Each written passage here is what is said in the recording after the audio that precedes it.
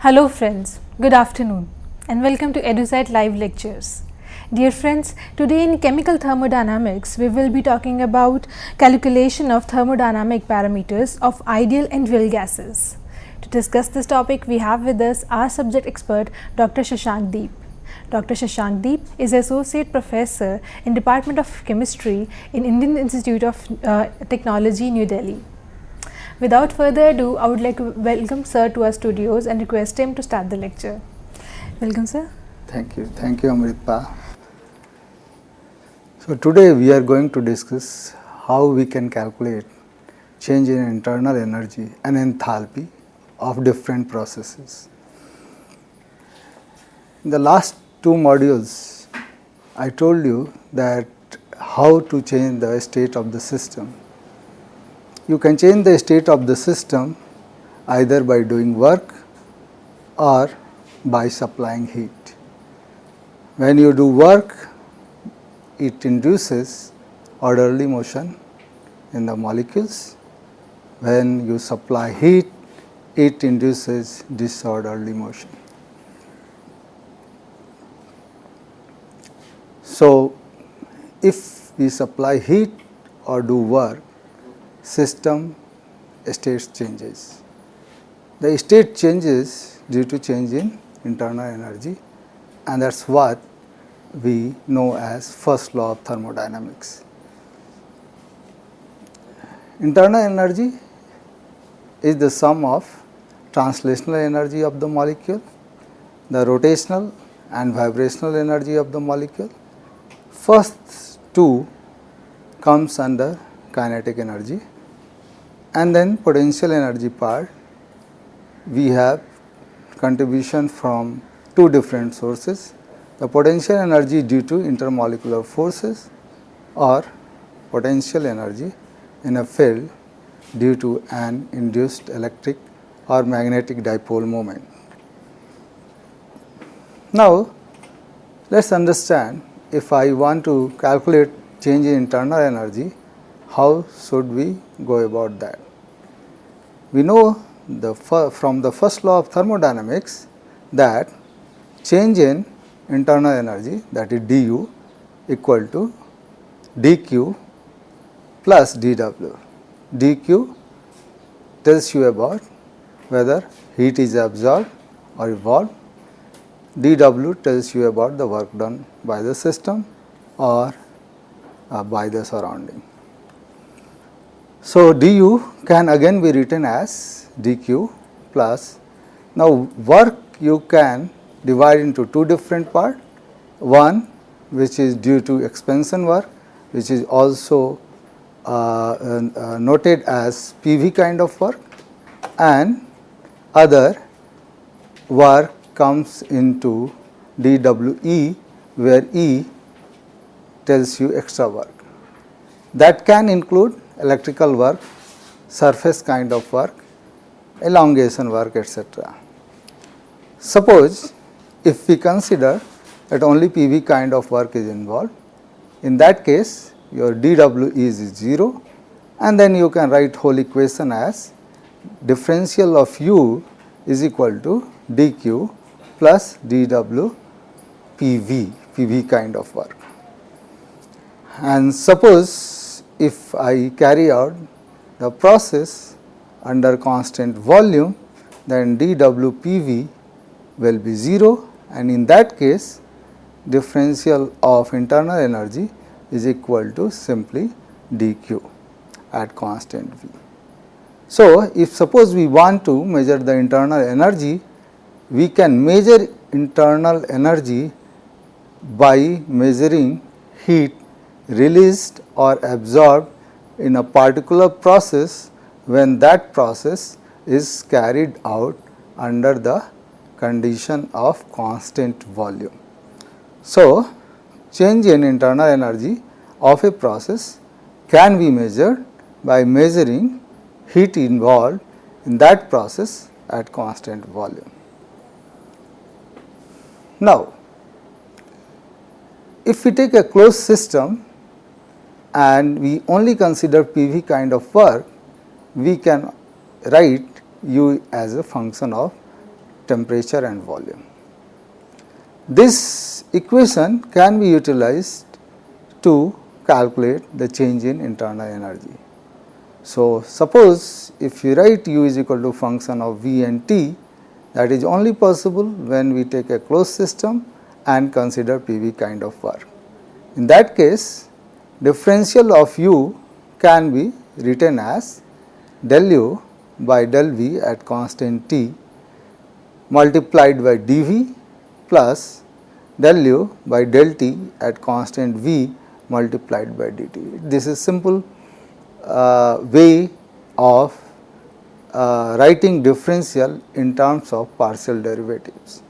Del U by del V at constant T is basically you are trying to measure change in internal energy when you change volume keeping temperature constant, while del U by del T at constant V is change in internal energy if we change temperature keeping volume constant.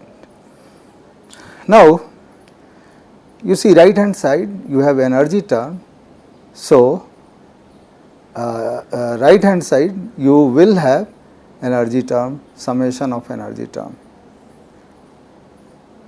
So, del U by del V at constant T dV will have dimension of energy, whereas del U by del T at constant V dt will also have dimension of energy. Now, you see this is a volume term, and so think about what we can multiply with the volume to get your energy kind of dimension. It must be pressure, because we know that pressure multiplied by volume is energy. So, del U by del V at constant temperature has dimension of pressure, and this is called internal pressure, whereas del U by del T at constant V has dimension of energy per Kelvin, and so this is known as heat capacity at constant volume and can be measured experimentally. Now, we discussed about internal pressure. Internal pressure is change in internal energy at constant change in internal energy with volume at constant temperature. We know that at constant temperature kinetic energy is constant. So, under constant temperature condition, or what we say isothermal condition, if U changes with volume, only potential energy component of U will be changing, and we know that del of potential energy with respect to change in x is equal to minus f. So, if we measure del U by del V at constant T, it can give you idea about intermolecular force between molecule. So, measurement of internal pressure gives us idea about nature of force between molecule. So, if there is no force between molecule, then we expect that internal pressure is going to be 0, and that is what happens when we take ideal gas. We know that in ideal gas there is no force of attraction or repulsion, and in that case del U by del V at constant T is equal to 0. Again, I would like to emphasize, since temperature is constant, kinetic energy part is constant. Kinetic energy part of internal energy does not change, and since there is no force of attraction or repulsion between molecules of an ideal gas, the potential energy part is also not going to change when we change the volume, and that is why del u by del v at constant temperature is equal to 0. Now, again we will come back to differential form of internal energy. We can write du is equal to del u by del v at constant T dV plus del u by del T at constant V dt. And since we know for an ideal gas internal pressure is 0, so this part is going to 0. And so you are left with del u du is equal to del u by del T at constant V into dt, and this is Cv dt. So, if I measure change in temperature, I can also calculate change in internal energy. So, by measuring the change in temperature, we can measure delta U. Now, the second energy term which we come across in thermodynamics is change in enthalpy. Now, how we can measure change in enthalpy?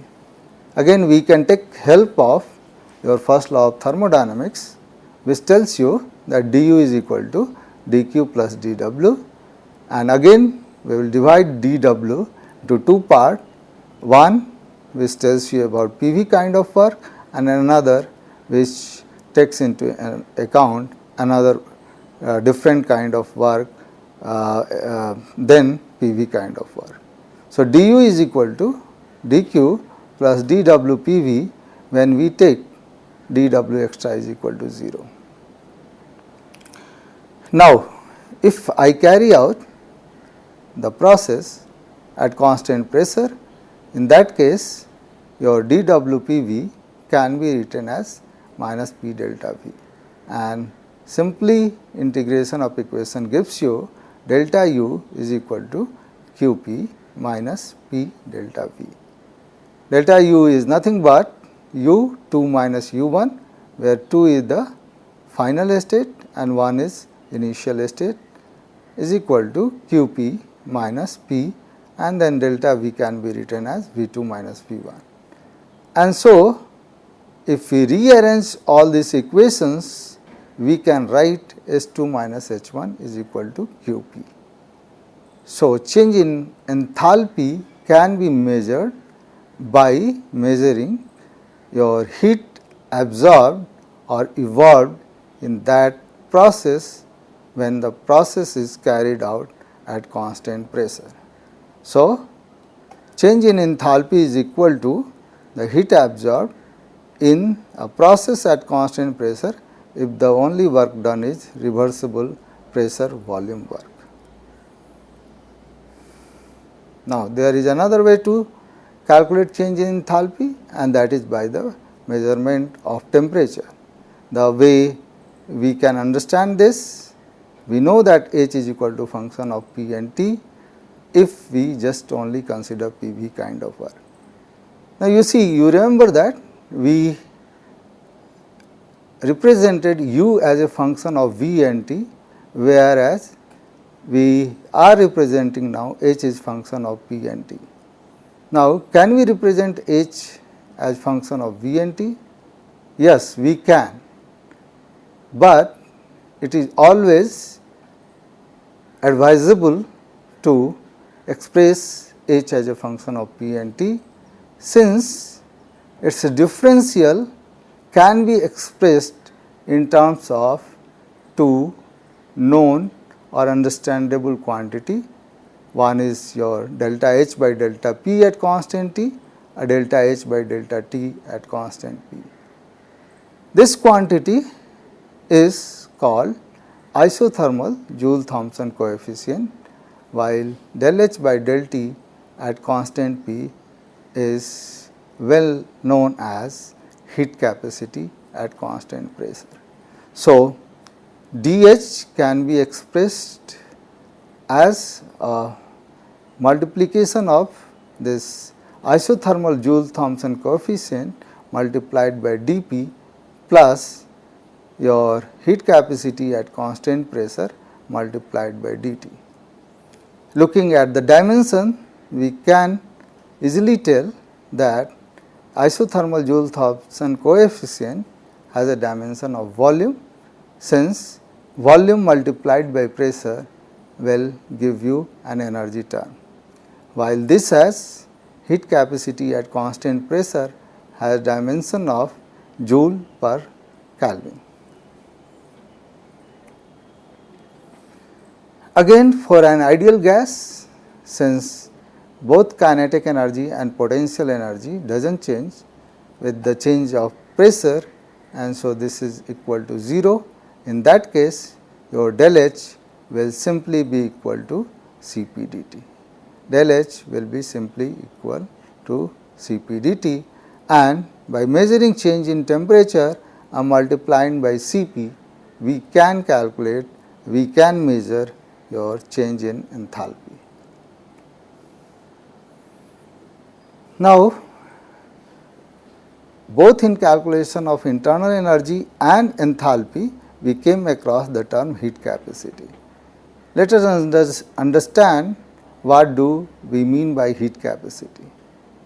Heat capacity is basically quantity of heat required to increase the temperature by your 1 Kelvin. So, when dt is equal to 1 Kelvin, your delta C will be equal to delta Q, and so heat capacity is the quantity of heat required to raise the temperature of the body by 1 Kelvin. We know that heat is an inexact differential, it means it is dependent on path. Cp is a, so Cp is also a path function.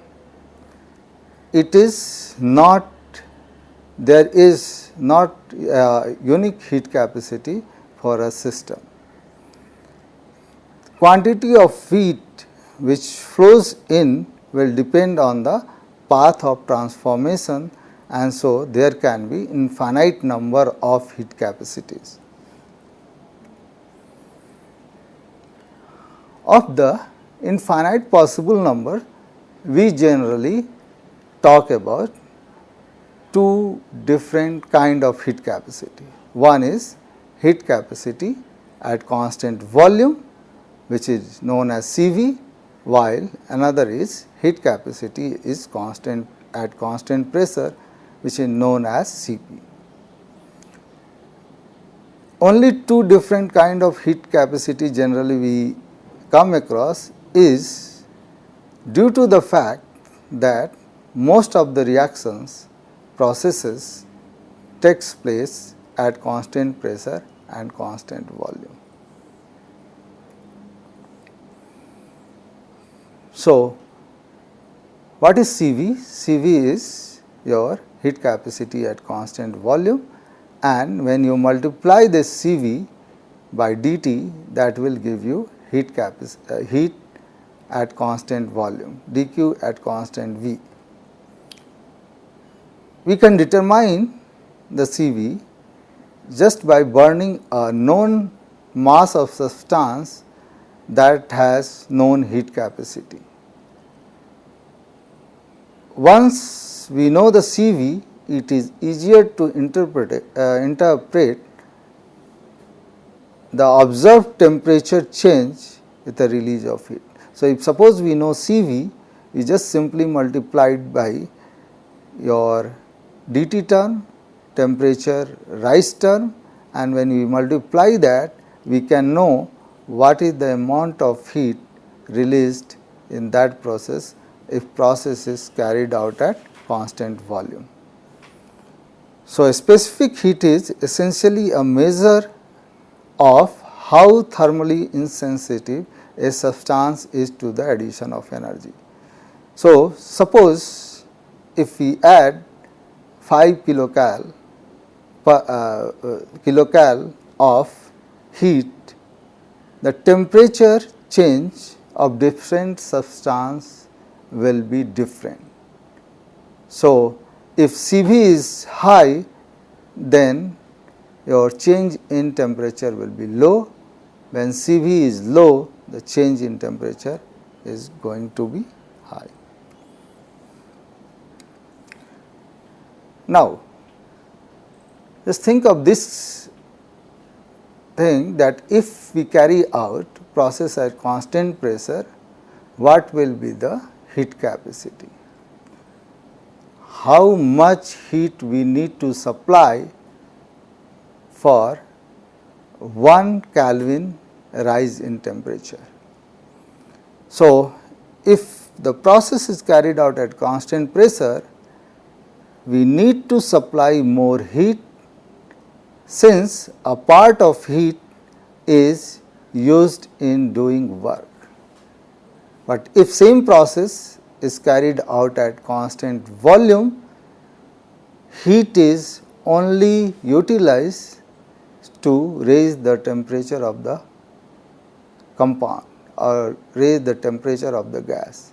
And so, heat required to raise the temperature by 1 Kelvin is going to be more when we carry out process at constant pressure in comparison to the process carried out at constant volume.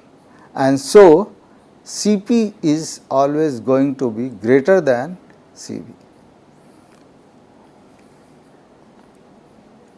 I already told you that a specific heat is essentially a measure of how thermally insensitive a substance is to the addition of energy. You see, there are 3 different cases: aluminum, wood and water. They have different heat capacity: 900 joule per kg per degree Celsius, and then 1700, 4186 for water. Now, you think of, if you apply same amount of heat to aluminum, wood or water, the raise in temperature is going to be smallest for water, because its Cp value is very high, and that is the reason this high specific heat of water is the reason that coastal regions have milder climates than inland regions at the same latitude. Now, let us think of different processes. What kind of processes we come across in thermodynamics? First, most commonly used process is isothermal process. The process which takes place at constant temperature is called isothermal process. Now, you see, this is a cylinder and we are carrying out this process of compression. If we want it to be isothermal process, then we need to keep it in constant temperature bath. And so, the temperature initially and finally is same. So, this process from going from this to this is your isothermal compression, since volume decreases and temperature is kept constant by coupling the cylinder with a constant temperature bath.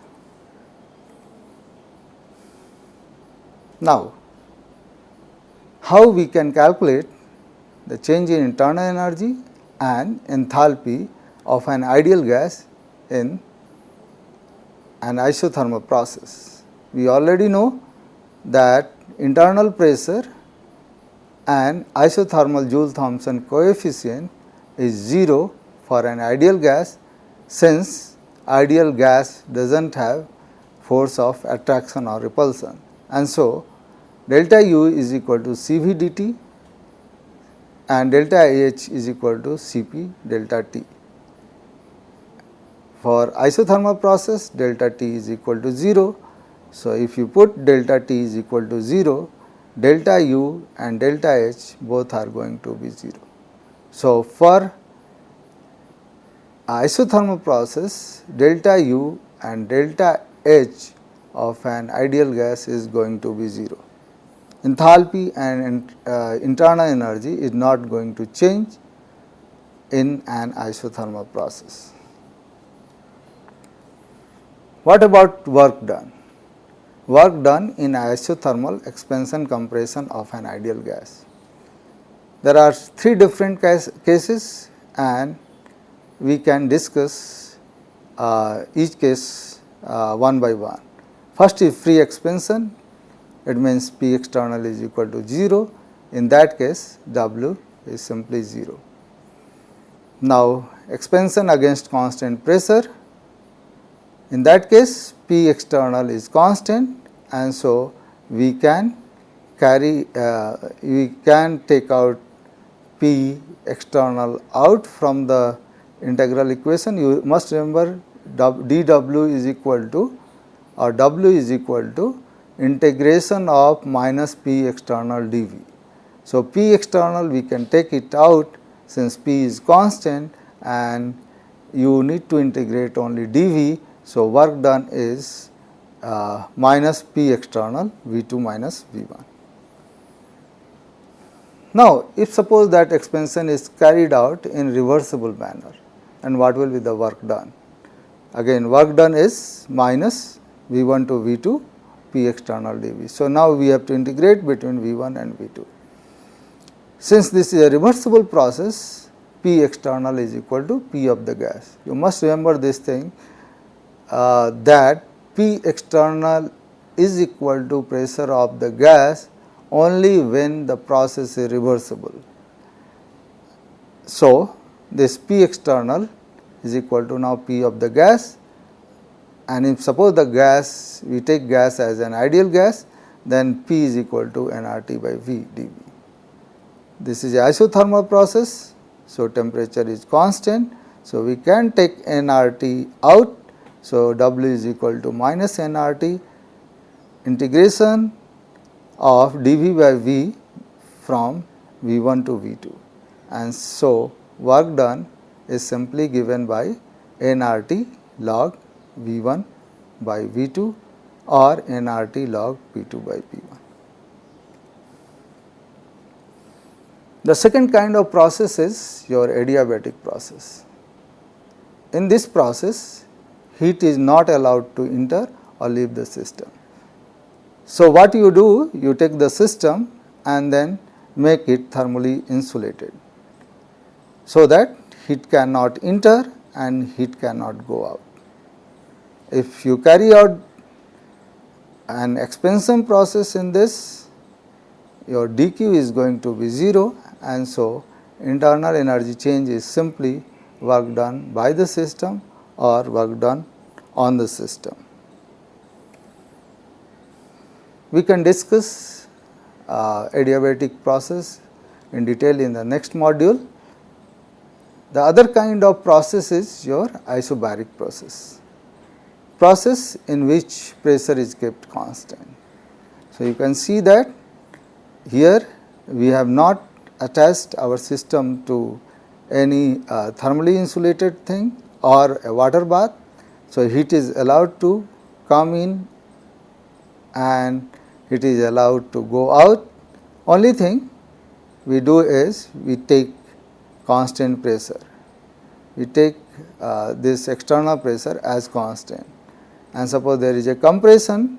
In this case, work done is written by W is integration of minus P external dV from V1 to V2, and we know that pressure is constant. So, we can take this out and we can write work done as minus P external integration of dV from V1 to V2, and so W is equal to minus P external V2 minus V1.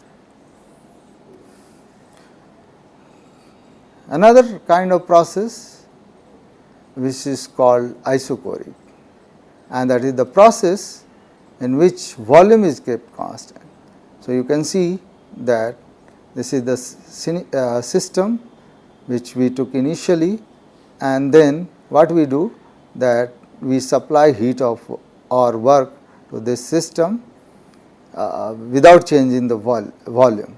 In that case, your WPV is going to be 0 since dV is equal to 0, and internal energy change will be equal to dQ at constant volume.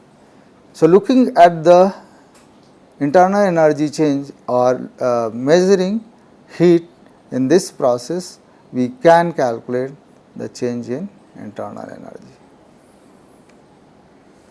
Okay, so to summarize all this, we can calculate change in internal energy by measuring heat involved in that process at constant volume.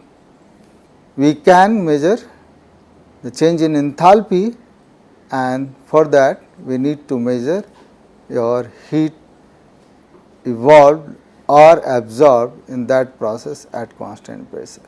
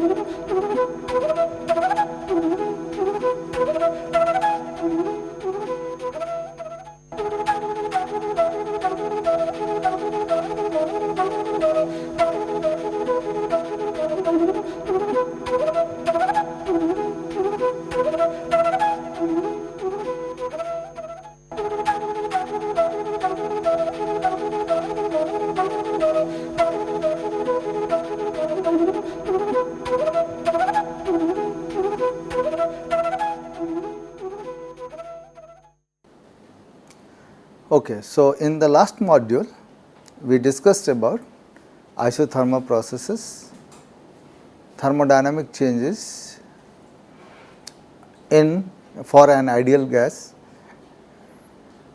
In this module we are going to discuss adiabatic process, and then we will go to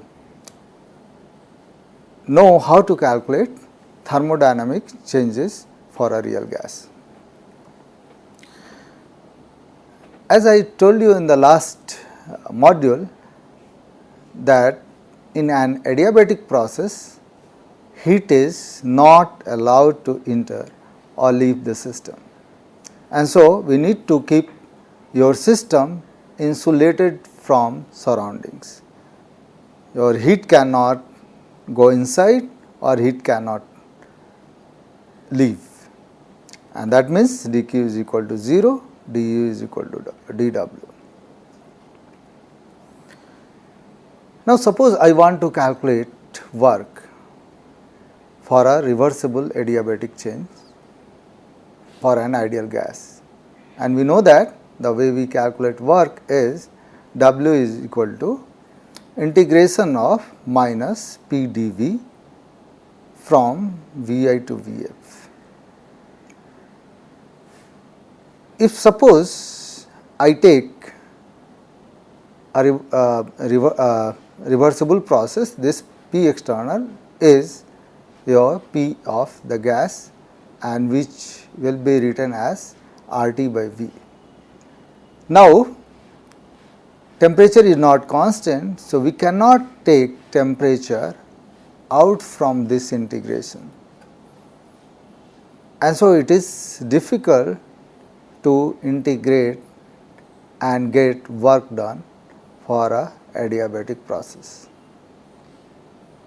What we need to do is we need to find out a relationship between P and V for an adiabatic process if we want to get or we want to integrate this whole thing to get work done. We cannot use nRT by V because T is not constant. Now, there is another way to calculate your change in internal energy, and that we can do by applying first law of thermodynamics. We know that du is equal to dw plus dq, and for an adiabatic process dq is equal to 0, and so change in internal energy can be calculated by knowing what is the work done, or just opposite, by calculating by knowing the difference in the temperature we can calculate the work done. So, dw is equal to Cv dt, and if we integrate that, work done is simply Cv multiplied by difference in the temperature. So, if we know the difference in temperature, we can calculate your work done very easily. But suppose if we do not know final temperature, in that case how we can calculate your work done or change in internal energy. Now, let us find out the relationship between P and V. The way we do it is again by using your first law of thermodynamics. We know that for an adiabatic process dq is 0, and so du is equal to dw. Work has two components, PV kind of work and extra work. Suppose we assume that there is no extra work done, then du is equal to your dw/pv. In the last module, we discussed that for a closed system, du is equal to Cv dt plus pi dv, and we know that dw/pv is minus p external dv, and so we have this equation for an adiabatic process. Cv dt plus pi dv is equal to minus p external dv. If we consider a reversible process, then we can write P external is equal to P of the gas, pressure of the gas, and if the gas is an ideal gas, we can simply write P is equal to nRT by V. We also know that for an ideal gas, pi is 0. So, a simple equation for an ideal gas can be written as Cv dt is equal to minus nRT by V dV. Now, again understand this adiabatic process. So, dq is 0, dw extra we have taken as 0. We are considering a reversible process. So, P external is equal to P of the gas, and since the gas is an ideal, so pi is 0 and P pressure is given as minus nRT by V, and simply rearranging this, we bring this T to the denominator, we will get Cv dt by T is equal to minus nR dV by V. Now, if we integrate that, we can get Cv log T is equal to minus nR log V plus constant, and then we can simply write log T plus R by Cv log V is equal to constant, and so log V power R by Cvm into T is going to be constant, and we have a relationship between T and V. If we carry out a reaction in a reversible adiabatic way for an ideal gas, we have the equation Tv R by Cvm is equal to constant. Once we know the relationship between T and V, we can again go back and calculate what is the work done or what is the change in internal energy in an adiabatic process. So, let us go and calculate that. So, thermodynamic changes in an adiabatic process of an ideal gas. In an adiabatic process, dq is 0, so du is equal to dw, dw is equal to Cv dt, ideal gas. So, pi dV is 0. So, simply dW can be written as Cv dt. W is equal to Cv T2 minus T1. Just we proved that Tv gamma minus 1 is equal to constant. So, T2 by T1 is equal to V1 by V2 gamma minus 1, and so work done can be written as Cv, and if you take T1 common, we can write simply as T2 as T1 multiplied by V1 by V2 gamma minus 1, and so this is the simple equation for calculating work done.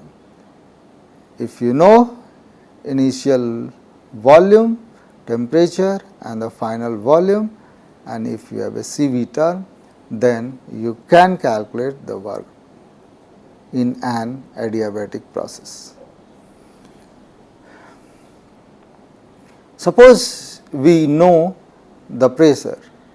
In that case, what we need to do is we need to find out the relationship between temperature and pressure, and the way you can do is just simply writing your V1 by V2 is equal to T1 P2 by T2 P1, and that is from ideal gas equation, and just replace this V1 by V2 with T1 P2 by T2 P1, and you can get the equation between T and P for an ideal gas in an adiabatic process.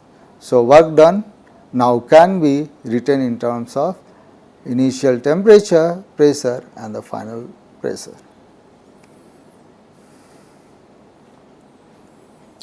Now, if we carry out process at constant pressure, in that case how we can calculate. So, this is for a irreversible process. dq is again going to be 0, du is equal to dw, and dw has two components, dwpv plus dwe. If dwe is 0, we can simply write du is equal to Cv dt plus pi dv is equal to minus P external dV.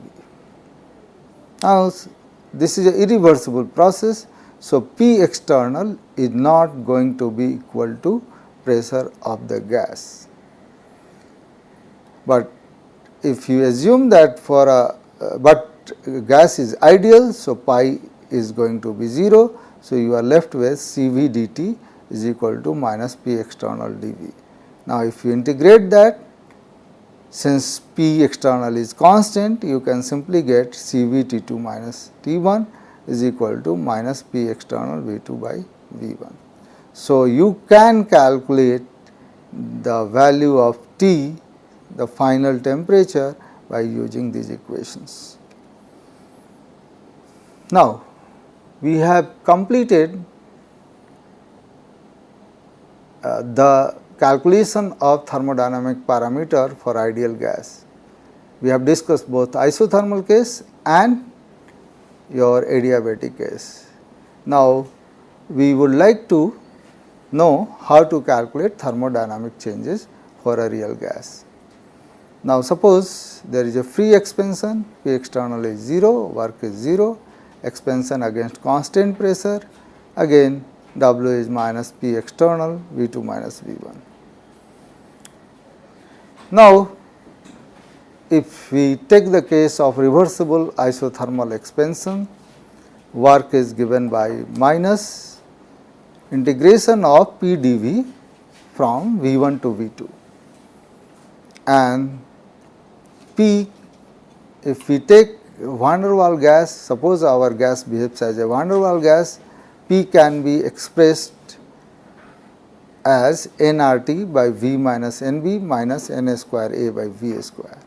So, if you integrate this, we can get your work done, and that is simply equal to minus nRT log V2 minus Nb by V1 minus Nb minus Na square A 1 by V2 minus V1. You must remember that this is a isothermal process. So, we can integrate nRT by V minus Nb by taking T as constant. Now, how we can calculate internal energy change for an isothermal process?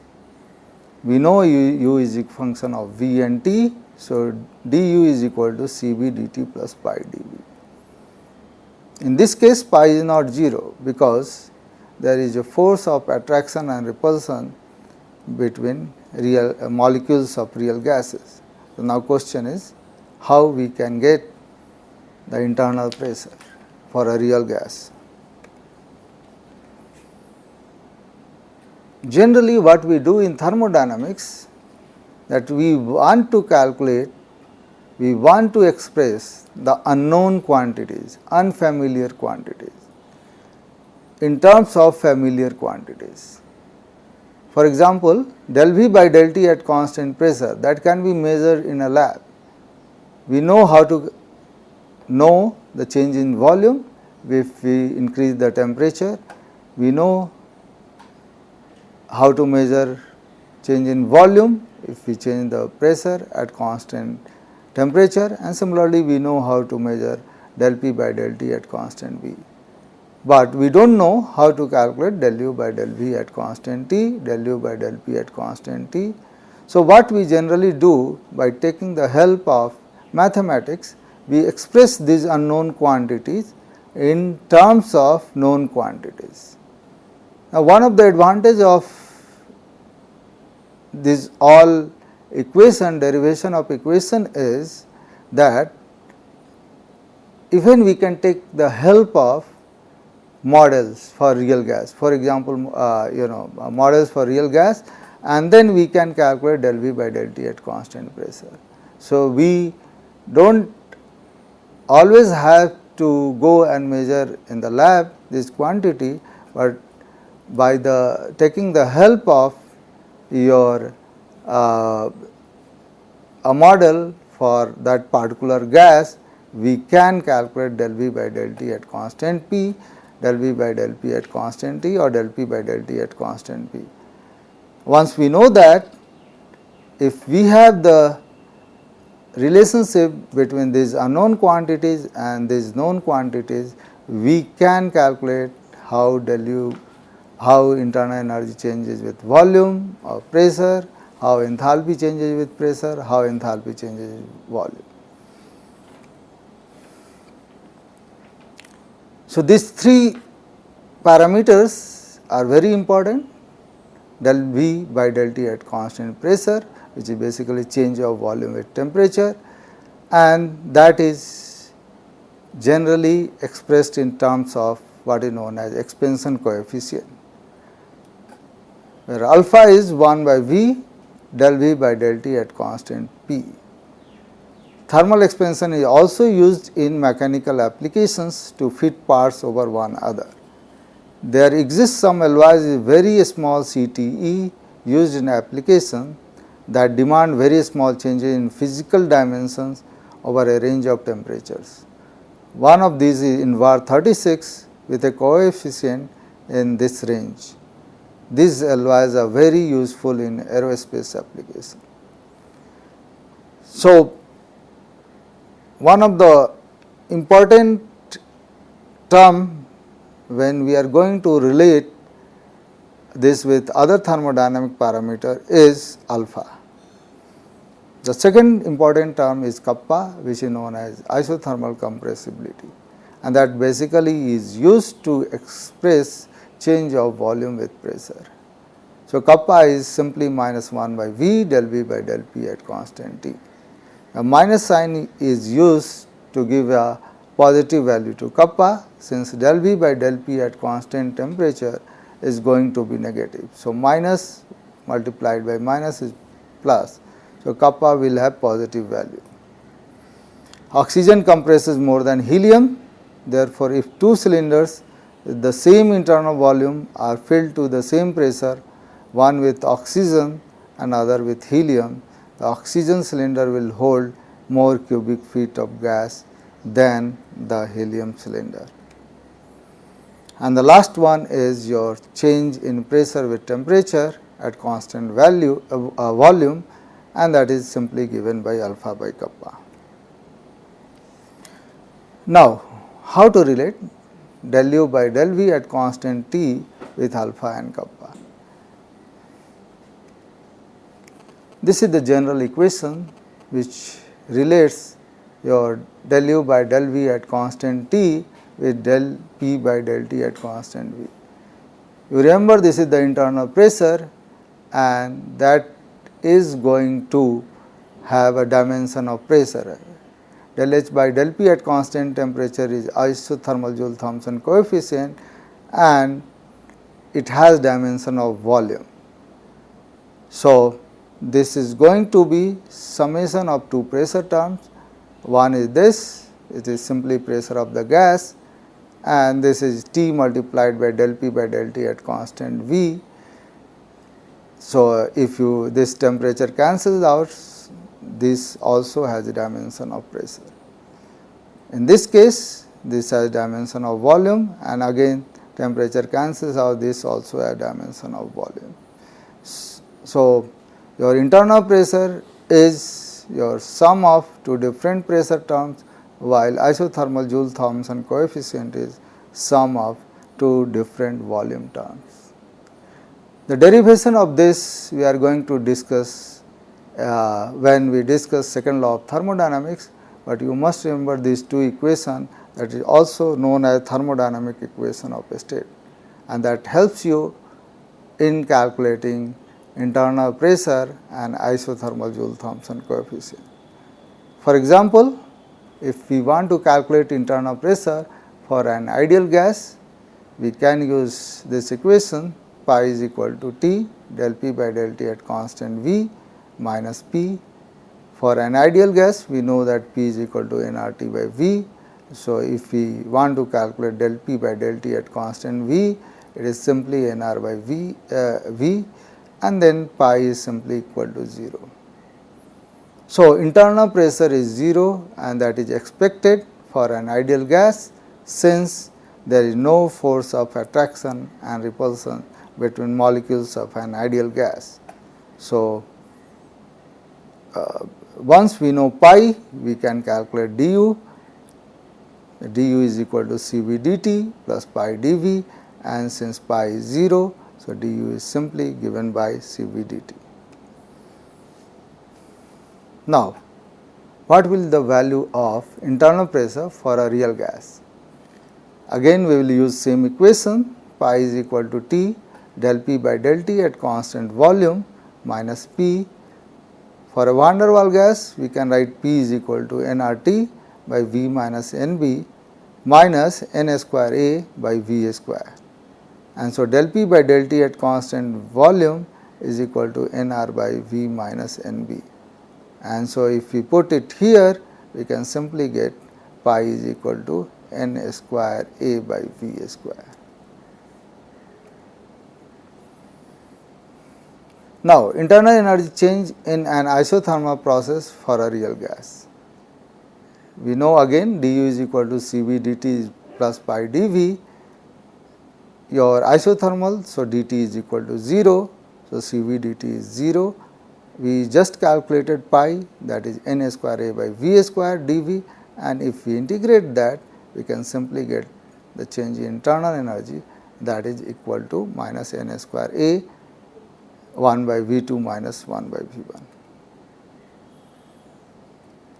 If we want to calculate the internal energy change in an adiabatic process for a real gas, we can again use this equation, du is equal to Cv dt plus pi dV, and for an adiabatic process, if you take du is delta u, then Cv T2 minus T1 minus your pi N square A by V square. If you integrate that, you will get minus N square A 1 by V2 minus 1 by V1.